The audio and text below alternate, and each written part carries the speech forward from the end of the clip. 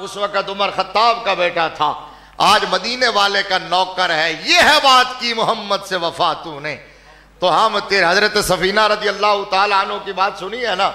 حضرت سفینہ غزوہ سے واپس آ رہے تھے، راستہ بھول گئے، جنگل میں چلے گئے، لشکر سے ساتھیوں سے بچھڑ گئے، جنگل میں گھسے تو آگے سے شیر آ گیا.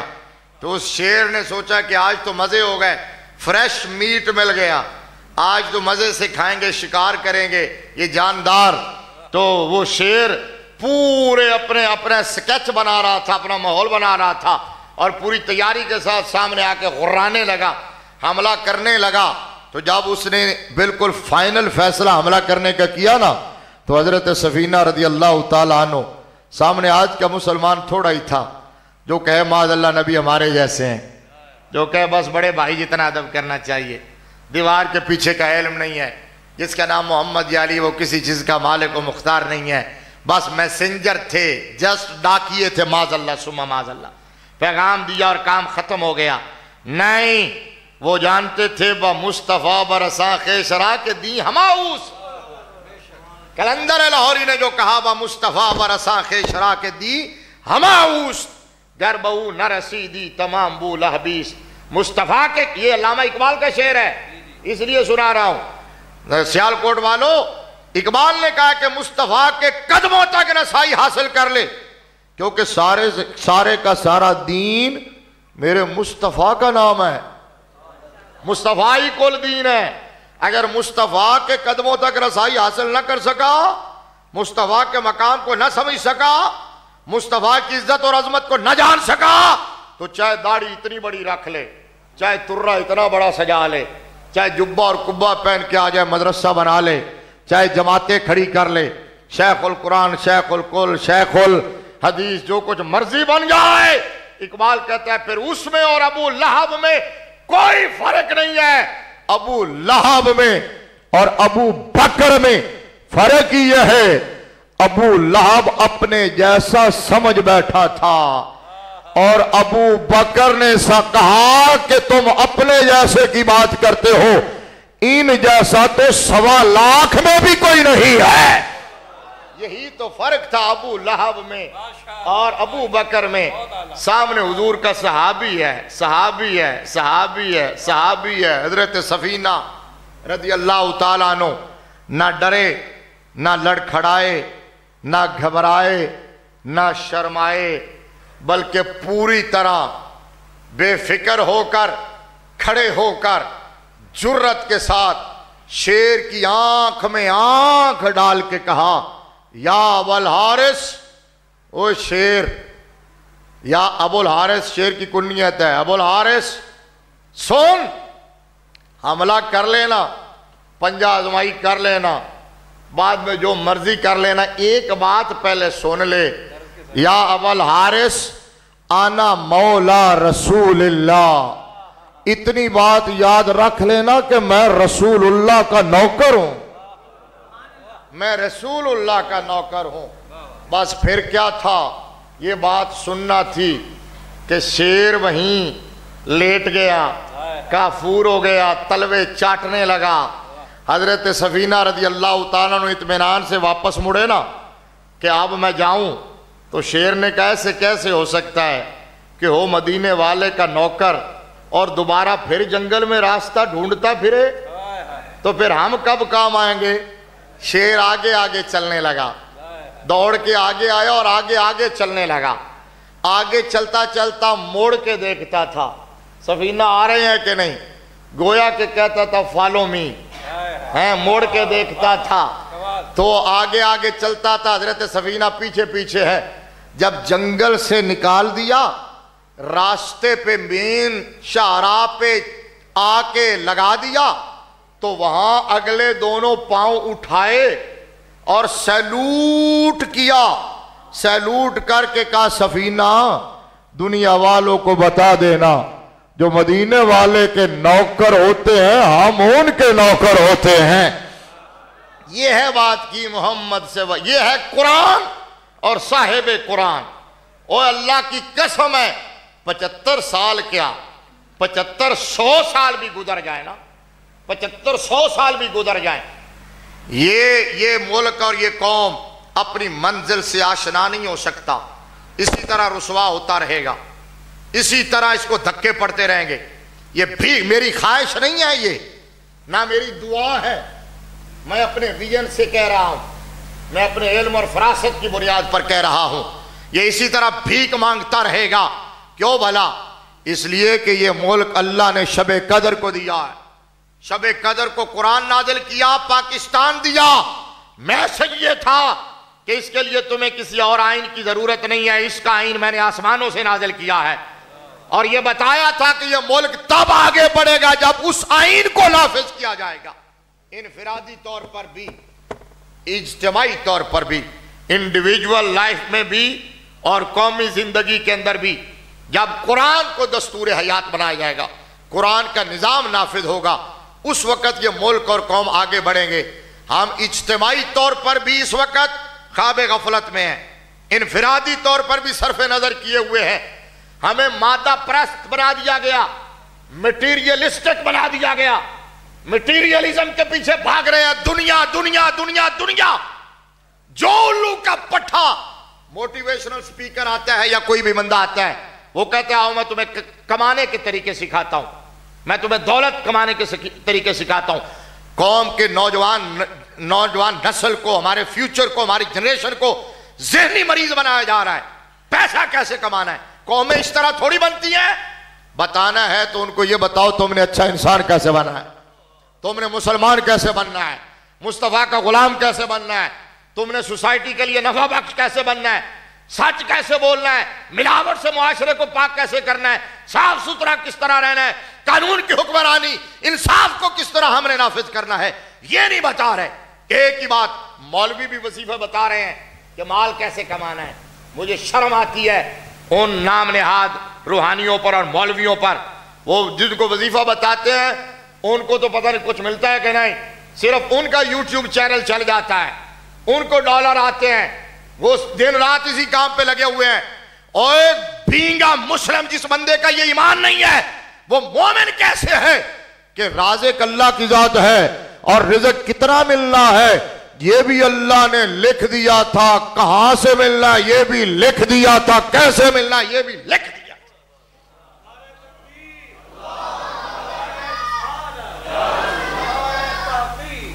جب روح پھونکی تھی، ماں کی علماء موجود ہیں، جب 4 مہینے کا بچہ ہوتا ہے ماں کے پیٹ میں روح پھونکی جاتی ہے تو اس وقت اس کی عمر لکھ دی جاتی ہے، رزق لکھ دیا جاتا ہے، اور جتنا لکھا ہوا رزق ہے اللہ کی قسم ہے ایک دانہ بھی آپ سے چوک نہیں سکتا،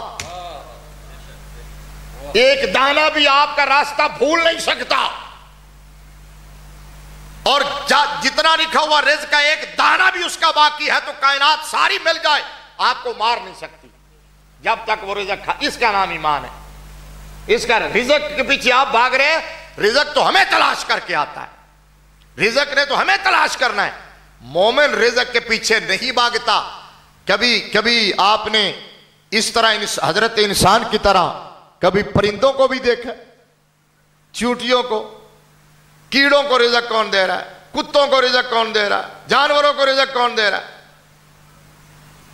مطلب یہ نہیں ہے کہ آپ نے کاروبار نہیں کرنا، یہ نہیں ہے آپ نے محنت نہیں کرنی، یہ ہرگز بات غلط ہے، یہ تو سنت ہے میرے نبی کی۔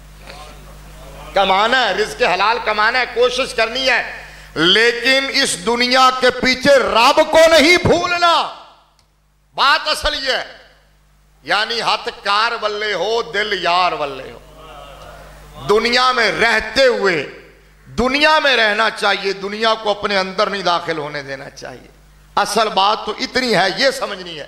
اب ہم جو ہے وہ دنیا کے رزق کے پیچھے بھاگ رہے ہیں، قرآن کھولنے کا ٹائم نہیں ہے، لہذا اگر ایسا موقع مل رہا ہے کہ ہفتے کے بعد آپ کو 3 4 5 آیتیں پڑھا دیں قرآن کی ترجمہ کے ساتھ، تفسیر کے ساتھ، تو اس موقع کو ضائع مت کیجئے، خدا کے لیے اس چانس کو اویل کیجئے، لوگوں کو لائیے، دوسرے دوستوں کو لائیے۔ صرف 20 منٹ 25 منٹ کہا ہے انہوں نے اور اتنا ہی ہوگا۔ آپ 2 4 5 دروس کے بعد یہاں جگہ نہیں ملنی چاہیے، وہاں روڈ پہ یہاں پارکنگ کے لیے جگہ نہ ملے، اتنا رش ہو، باہر آپ کو LED لگانی پڑے دیکھنے کے لیے، پھر پتہ چلے کہ مسلمان بستے ہیں، پھر پتہ چلے کہ یہ نبی کے نوکر ہیں، پھر پتہ چلے کہ یہ قرآن سے پیار کرتے ہیں، پھر اس میں آؤ، قرآن سیکھنے کی مجلس میں آؤ، پھر برکتیں دیکھنا، پھر سکون دیکھنا، چہرے کا نور دیکھنا۔ یہ جو کہتے ہو ہمیں سکون نہیں ملتا، قرآن سے جوڑ کے دیکھو، قرآن پڑھ کے دیکھو، قرآن کھول کے دیکھو۔ اگر آپ کے گھر میں قرآن نہیں کھلے گا نا تو آپ پوری کائنات کے پیروں کے تعویذ بھی لے آئیں، پھر بھی بے برکتی دور نہیں ہوگی۔ اگر نماز نہیں پڑھیں گے تو نماز کی پابندی نہیں ہے، قرآن کھلتا نہیں ہے، گھر میں گانے چلتے ہیں، گھر میں ڈرامے دیکھے جاتے ہیں، فلمیں دیکھی جاتی ہیں، موبائلوں پہ طرح طرح کی بے حیائی دیکھی جاتی ہے، پھر کہتے ہیں بے برکتی ہے۔ ذرا سوچنا تو چاہیے، ہم کس منہ سے کہہ رہے ہیں بے برکتی ہے؟ ہم نے برکت حاصل کرنے والا کام کون سا کیا ہے؟ پہلے وہ کام تو کرو۔ فہم قرآن کی مجلس کو باقاعدگی کے ساتھ اٹینڈ کرنے کا عہد کرو، عزم کرو۔ باقی آپ کو دعوت دو، دعوت دینا آپ کا بھی کام ہے، لوگوں کو بلانا، دین کا داعی بننا، مبلغ بننا صرف مولوی کا کام نہیں ہے۔ پھر دوسرا ایک اینگل اور بھی ہے، کہتے ہیں فلاں مسلک والے جو ہے نا وہ بڑے آگے نکل گئے، ان کی مسجدوں کے باہر جمعرات کو یا فلاں مہینے کی تاریخ کو رش ہوتا ہے، ان کا ہر بندہ داعی بنا ہوا ہے، آپ کیوں نہیں بنتے؟ آپ کیوں نہیں لوگوں کو بلاتے؟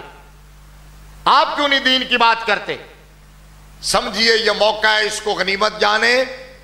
ایک آیت اگر آپ کو ہر ہفتے کے بعد سیکھنے کو مل جائے، میں بتاؤں اس کا اجر کتنا، یہ بات بتا کے پھر وہ قرآن کی آیت جو پڑھ رہا تھا اس کا ترجمہ کر کے ختم کرتا ہوں۔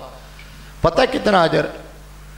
آپ عرس کی مجالس اور محافل میں تو بھاگ بھاگ کے جاتے ہیں، عرس پہ ہزاروں کا مجمع ہوتا ہے، ہر پیر کے عرس پہ کرنا کیا ہوتا ہے؟ بس وہاں گئے اور آ گئے، لنگر کھایا، نذرانہ دیا، وہ ادھر پھیلے ادھر چلے، وہاں بیٹھے گپے لگائیں، ٹھیک ہے۔ یا ایک اور بات، یہ جو ہمیں موقع تھوڑا سا مل بھی جائے دین کے لیے، شب قدر، شب برات، رمضان کے دن، شب جمعہ، ہمیں موقع مل بھی جائے تو ہمارے لوگ کیا کرتے ہیں؟ حضرت جی دسنا ذرا نفل کنے پڑھیے، کنج پڑھیے۔ آپ کے نزدیک صرف عبادت نفل پڑھنا ہے؟ میں بتاؤں اس سے بڑی عبادت کیا ہے؟ مولوی صاحب دسے نے 100 رکعت نفل پڑھ لینا، صلاۃ الخیر پڑھ لینا، 50 تو بعد گوڈے جواب دے جاندے نے، ویچی چھڑ کے ناس جاندے۔ بھائی اس سے بہتر مقبول مستجاب عبادت کیوں نہیں کرتے؟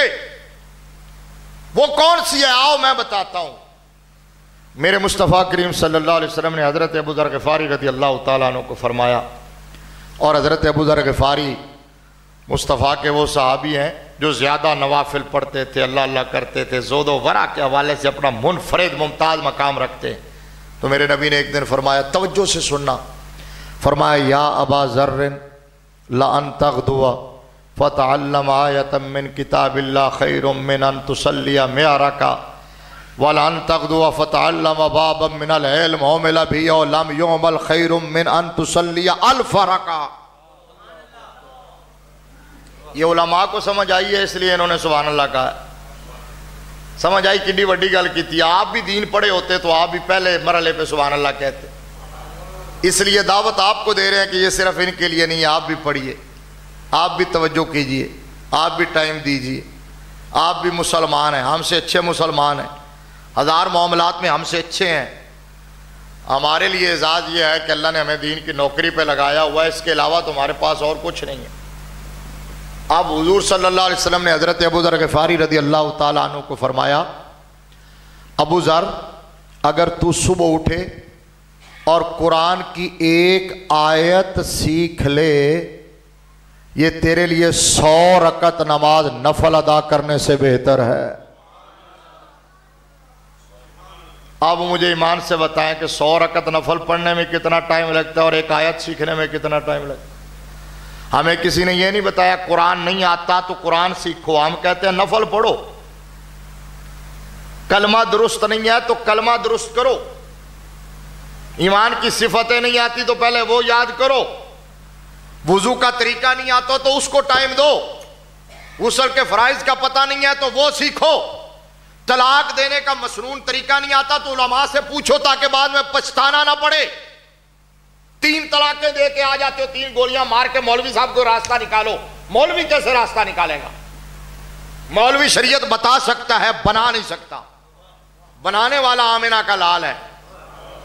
مولوی کے پاس بیٹھ کے سیکھو کہ میں نے طلاق کی نوبت آ ہی جائے خدا نہ خواستہ تو کیا طریقہ ہے، پھر مولوی بتائے گا ایسا طریقہ جس سے سانپ بھی مر جائے گا، لاٹھی بھی بچ جائے گا۔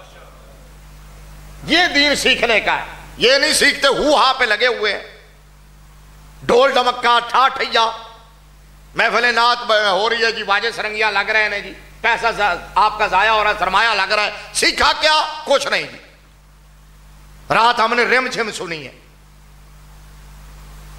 تھوڑا سا توجہ تو کرو۔ آپ اگر کبھی کبھی کسی عالم دین سے پوچھ کے بارے میں سنا ہے کہ اس نے ایسی طلاق دی ہو جس کے بعد حلالے کی نوبت آئی ہو؟ کیونکہ وہ دین پڑا ہوا ہے، اس کو پتا ہے کہ 1 طلاق دے دو آرام سے سکون سے، بس رجی 1 طلاق دے دو، 3 مہینے موج کرو، 3 مہینے دے اندر ہوش ٹھکانے آ جاؤ تو دوبارہ رہنا شروع کر دو، کسی شاید ہی لوڑ ہی کو نہیں، پھر بھی نہ مرے تو 1 اور دے دو، پھر بھی رجوع دا اختیار ہے 2 تو بعد بھی، پھر 3 مہینے چانس ہے نہیں، تسی ڈائریکٹ طلاق طلاق طلاق 3 گولیاں مار کے اگلے دا خون کر کے پھر آ کے کہہ دو جو مولوی صاحب رستہ کٹو۔ دین کو پڑھو، سیکھو، سمجھو، مسائل سیکھو، یہ قدر کرو، غنیمت جانو اگر ایسے علماء ایسے خطیب آپ کو مل جائے، وگرنہ خطیب بھی سنا آڑے۔ سلطان العارفین اور میاں محمد بخش اور بس وہ سناؤ جی 4 شعر، 2 واقعے جھوٹے موٹے کرامت سناؤ، جمعہ ٹپاؤ۔ اگر کوئی عالم مل جائے تو اس کی قدر کرو، دین سیکھو، اس پیغام کو لے کے پھیلو کہ دین ہے کیا۔ اب میرے نبی نے فرمایا حضرت ابوذر کو، اگر 1 آیت سیکھ لے تیرے لیے 100 رکعت نماز نفل ادا کرنے سے بہتر۔ اگلا جملہ سنو، فرمایا وَلَن تَغْدُوَ فَتَعَلَّمَ بَابًا مِّنَ الْعِلْمِ، اگر تو نے صبح کیا اور تو نے دین کا پورا ایک چیپٹر، پورا ایک لیسن، یعنی ایک پورا مسئلہ، چاہے چھوٹا ہو یا بڑا، مثال کے طور پر طلاق کا ہی مسئلہ یا وضو کا یا غسل کا، ایک پورا مسئلہ اگر سیکھ لیا، اگلا جملہ بھی سنو، میرے نبی نے فرمایا عمل کیا یا عمل نہیں کیا۔ حدیث پڑھ رہا ہوں، ابن ماجہ شریف کی سیاست ہے، اومل بہی او لم یعمل، عمل کیا یا عمل، مطلب کیا؟ یہ نہیں مطلب میرے نبی نے فرمایا کہ عمل نہیں کرنا، یہ نہیں مطلب، ہاں مطلب یہ ہے، یہ جو اجر مصطفیٰ بتا رہے ہیں، فرمایا یہ تو صرف دین سیکھنے کا ہے، جو خوش نصیب سیکھ کے عمل کرے میرا رب عمل کا اجر الگ سے عطا فرماتا ہے۔ عمل کا اجر الگ ہے، یہ صرف دین سیکھنے کا ہے۔ کیا دین سیکھنے کا؟ فرمایا اگر دین کا پورا ایک مسئلہ سیکھ لیا، یہ تیرے لیے 1000 رکعت نماز نفل ادا کرنے سے بہتر ہے۔ اگر قرآن سے صرف نظر کرو گے، قرآن نہیں سمجھو گے، ہمارا کام تھا دعوت فکر دینا، ہمارا کام ہے پیغام دینا، ہمارا کام ہے آپ کو صدا لگانا، اذان دینا، آپ کے دل و دماغ پہ دستک دینا، اور اگر نہیں سمجھو گے تو وہ قرآن میں نے پڑھا تھا، اللہ فرماتا ہے وَمَنْ أَعْرَضَ عَنْ ذِكْرِي فَإِنَّ لَهُ مَعِيشَةً ضَنْكًا، قرآن کا 14واں پارہ ہے۔ فرمایا جو ہمارے ذکر سے یعنی قرآن سے منہ موڑ لیتا ہے، اللہ فرماتا ہے پھر اس کی معیشت لڑکھڑاتی رہتی، معیشت تنگ ہو جاتی ہے۔ معیشت کا معنی زندگی، فَإِنَّ لَهُ مَعِيشَةً، آج معیشت اکانومی، کیا رونا روتے روتے انگریز کے غلام، کاڑے انگریز، انہوں نے ہر شے کا بیڑا غرق کر دیا، معیشت نہیں سنبھل رہی، اور قرآن کہتا ہے معیشت سنبھالنی ہے تو پھر اللہ رسول کی طرف رجوع کرو، قرآن کھولو، معیشت سنبھلے گی۔ فَإِنَّ لَهُ مَعِيشَةً ضَنْكًا، اللہ فرماتا ہے جو ہمارے قرآن سے منہ موڑے گا اس کی زندگی تنگ، معیشت کا معنی زندگی، فَإِنَّ لَهُ مَعِيشَةً ضَنْكًا، اس کی زندگی تنگ، وَنَحْشُرُهُ يَوْمَ الْقِيَامَةِ أَعْمَىٰ، فرمایا ہم اسے قیامت والے دن اندھا کر کے اٹھائیں، ہم اسے قیامت والے دن اندھا کر کے اٹھائیں گے۔ کالا، وہ عرض کرے گا رب اے میرے رب لما حشرتنی اعمیٰ وقد کنت بصیرا، یا اللہ میں تو دنیا میں بینا تھا، آج مجھے نابینا کر کے کیوں؟ میری تو آنکھیں سالم تھی۔ اللہ فرمائے گا کذالک، اسی طرح ہوگا تیرے ساتھ، اتت کا آیاتنا، تیرے پاس میری آیات آئی تھی، میرا پیغام آیا تھا، میرے احکام آئے تھے، میرا قرآن آیا تھا، فنسیتہا، تو نے اگنور کر دیا تھا، کذالک الیوم تنسی، آج تجھے اگنور کر دیا گیا۔ بتاؤ اگر وہاں اللہ کی بارگاہ سے کسی کو دھتکار دیا جائے، اگنور کر دیا جائے، بھلا دیا جائے تو کون پرسان حال ہوگا؟ لہذا رجوع کرو دین کی طرف، اور دین سمجھو علماء سے۔ علماء بھی وہ جو صحیح العقیدہ ہوں۔ یہ جو لوگ کہتے ہیں نا کہ ڈائریکٹ قرآن سمجھ لیں، قرآن کا ترجمہ، قرآن کھولیں اور ترجمہ، وہ ایک جیلم میں بیٹھا ہوا کمینہ ہے، فتنہ، کہتا ہے جی مولویاں دا کوئی ادارہ ہے، قرآن ڈائریکٹ سمجھا جا سکتا ہے، یہ قرآن کو سمجھنے نہیں دیتے اس لیے کہتے ہیں مولویوں کے پاس جاؤ۔ تو میں نے کہا اگر ڈائریکٹ قرآن استاذ کے بغیر سمجھ آتا تو پھر ابو جہل کو سمجھ آ جاتا، وہ تو صاحب لسان تھا، ابو لہب کو سمجھ آ جاتا، ان کو سمجھ نہیں آیا۔ جن کو سمجھ آیا ابو بکر عمر عثمان و علی کو، تو ان کو ان کے معلم نے سمجھایا ہے، قرآن سمجھایا ہے۔ اللہ نے بھی کہا فَاسْأَلُوا أَهْلَ الذِّكْرِ، فرمایا اہل قرآن، اہل ذکر، اہل علم کے پاس جاؤ، وہاں سے جا کے سیکھو۔ قرآن ہے آسان، وہ کہتا ہے جی قرآن آسان ہے، انہوں نے مشکل آسان ہے، لیکن آسان کا مطلب یہ ہے کہ سمجھانے والا استاذ چاہیے جو ڈائریکٹ سمجھتے ہیں۔ ایک لڑکے کا ایک پچھلے دنوں رمضان کے دنوں میں بڑا کلپ وائرل تھا، داڑھی اس نے رکھی ہوئی تھی، بڑے بڑے بال، ینگ لڑکا تھا۔ تو یہ ایسے فتنے آج کل آتے ہیں سوشل میڈیا کے دور میں، اس نے طوفان مچایا ہوا تھا، رولا ڈال رہا تھا اچھل اچھل کے، کہتا یہ دیکھو جی قرآن میں ہے ثم اتم الصیام الی اللیل، کہتا تھا ثم اتم الصیام الی اللیل، قرآن کہتا ہے کہ روزہ رات تک پورا کرنا ہے۔ تو یہ مولویوں نے ہمارے روزے برباد کر دیے، حنفیوں نے خراب کر دیے، یہ رات سے پہلے روزہ کھلوا دیتے، حالانکہ قرآن کہتا ہے روزہ رات تک پورا کرنا ہے۔ اس نے اور وہ لاکھوں میں اس کے ویوز تھے، ملینز میں۔ ظاہر بات ہے ایسا فتنہ جب نہیں بات کرے گا، اور وہ لڑکا بھی ینگ تھا، بال داڑھی، بال کھلے ہیں، داڑھی رکھی ہوئی ہے، ایسے لوگوں کو زیادہ لوگ سنتے ہیں، جڑا شلوار شلور لا کے آ جاوے، ٹھیک ہے، ننگا تڑنگا ہو کے آ جاوے ہیں، تو اس کو میں نے آج بھی ایک جگہ پہلے بیان کرتے ہوئے کہا کہ یہ جو کہتے ہیں کہ میرے ملینز ویوز ہیں، مجھے ہاں پوڈ کاسٹ تھی، ابھی میں نکلا ہوں تو ایک انٹرویو کے لیے آیا ہوا تھا زور سے اثر تک میرے پاس ایک چینل والا لڑکا، تو اس نے کہا جی یہ کیا بات ہے، یہ جیلم والا جو مرزا ہے اس کو آخر جنریشن کیوں اس کے پیچھے بھاگتی ہے، حالانکہ اس کے پاس علم نہیں، یہ اس کا سوال تھا۔ تو میں نے کہا کہ یہ جنریشن چاہت فتح علی کو کیوں سنتی؟ انڈرسٹینڈ؟ اس کو میوزک کا علم ہے، وہ گانا گاتا ہے، مطلب جو تماش بین مزاج ہوگا اس نے تماشے کو پسند کرنا ہے، تو اس نے چونکہ تماشا لگایا ہوا ہے لہذا اس کو پسند کیا جائے گا۔ اب وہ مرزا یہ کہہ رہا ہے، وہ لڑکا بھی اسی کا فالوور ہے کہ قرآن کہتا ہے کہ روزہ رات تک پورا کرو اور آپ ہمیں رات سے پہلے روزہ افطار کروا دیتے ہیں، یہ نتیجہ ہے ڈائریکٹ قرآن سمجھنے کا۔ اب میں نے کہا کہ ہمارے یہ صرف کا بچہ جو ہے نا، ہماری پہلی کلاس ہوتی ہے صرف، درس نظامی میں گرائمر جس کو ہم کہتے ہیں، تو گرائمر والا بچہ بھی جانتا ہے، صرف و نحو پڑھا ہوا، اس میں ثم اتم الصیام الی اللیل، الہ جو ہے نا، الہ حرف جار ہے اور انتہائی غایت کے لیے ہوتا، مطلب کیا ہے، یہ الہ جو ہے وہ کسی شے کے کسی کام کا اینڈ بیان کرتا ہے، ڈیسٹینیشن کو بیان کرتا ہے، اختتام کو بیان کرتا ہے۔ اب اللہ نے فرمایا رات تک روزہ رکھنا ہے،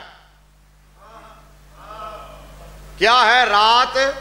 جس طرح آپ چھوٹے چھوٹے بچوں کی دوڑ لگوائیں اور ان کو کہیں کہ حاجی پورا تھانہ تک دوڑنا ہے، تو مطلب کیا ہے کہ تھانہ کراس تھانے تک رہنا، اس سے پیچھے واپس آ جانا ہے۔ اللہ نے فرمایا رات تک روزہ ہے، کیا مطلب ہے؟ جب رات آ گئی تو روزہ ختم ہو گیا۔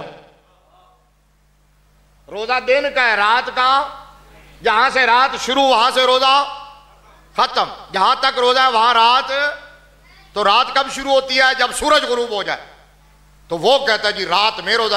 یہ قرآن کو ڈائریکٹ سمجھنے کا نتیجہ ہے. قرآن کو استاد سے سمجھیں, علماء سے سمجھیں, اچھے علماء سے سمجھیں, صحیح العقیدہ علماء کے پاس بیٹھیں اور اپنی نسلوں کو بھی اس راستے پر لگائیں. اپنے بچوں کی تربیت کریں, اپنے بچوں کو ٹائم دو. خدا کا نام ہے میں خوش ہو رہا ہوں بچوں کو دیکھ کے. یہ چھوٹے چھوٹے بچے بے شک یہ بولتے ہیں, بے شک جو ہے وہ تھوڑا ڈسٹرب کرتے ہیں, لیکن بچوں کو اپنے ساتھ رکھیں, اپنے ساتھ بٹھائیں, اپنے ساتھ لائیں. اور صرف یہاں نہیں, گھر میں بھی اپنے بچوں کو ٹائم دیں, اپنے بچوں کو ٹائم دیں. مال بچے کے لیے کما رہے ہیں اور بچہ کسی اور کے ہتھے چڑھ رہا ہے. آپ کے پاس ٹائم نہیں, وہ چرسی کے ہاتھ, بھنگی کے ہاتھ, شرابی کے ہاتھ, سگریٹ نوش کے ہاتھ. خدا کا نام ہے اپنے بچے کو ٹائم دو.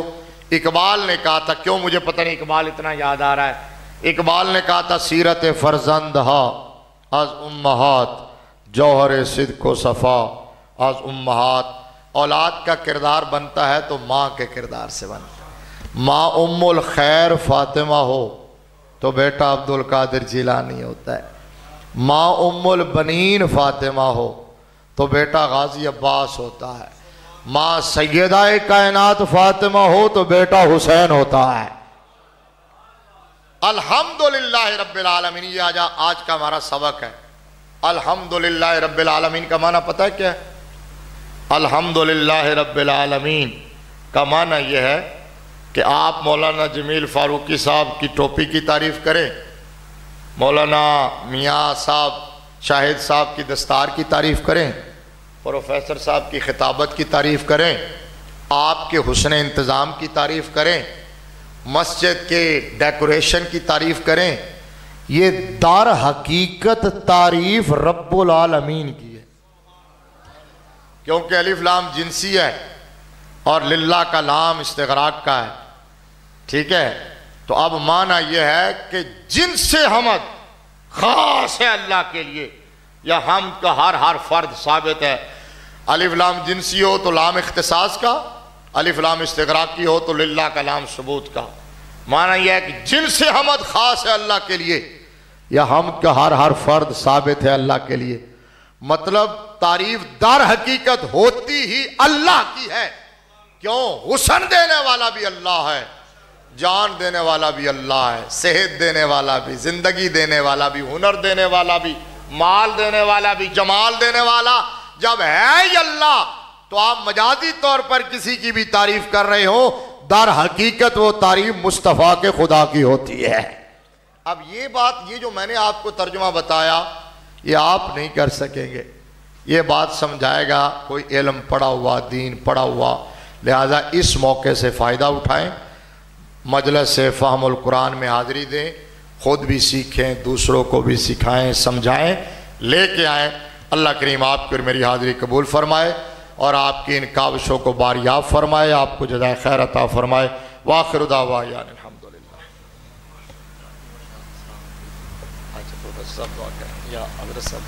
سلام کے 2 اشعار کے بعد کی اولاد مفتی صاحب دعا فرمائیں گے.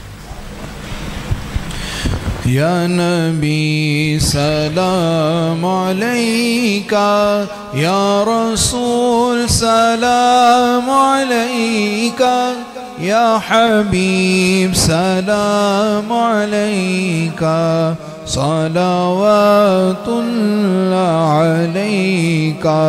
مجھے در پہ پھر بولانا, مدنی مدینے والے, مائے عشق بھی پلانا. مدنی مدینے والے, یا حبیبی یا محمد, یا نبی سلام علیکہ, یا رسول سلام علیکہ, یا حبیب سلام علیکہ. صلوات اللہ علیکہ. میری آنے والی نسلیں تیرے عشق ہی میں مچلے, انہیں نیک تم بنانا مدنی مدینے والے یا حبیبی یا محمد یا نبی سلام علیکہ یا رسول سلام علیکہ علیکہ صلوات اللہ علیکہ السلام خدا کے لاڈلے پیارے رسول اور یہ سلامی آج زانا ہو قبول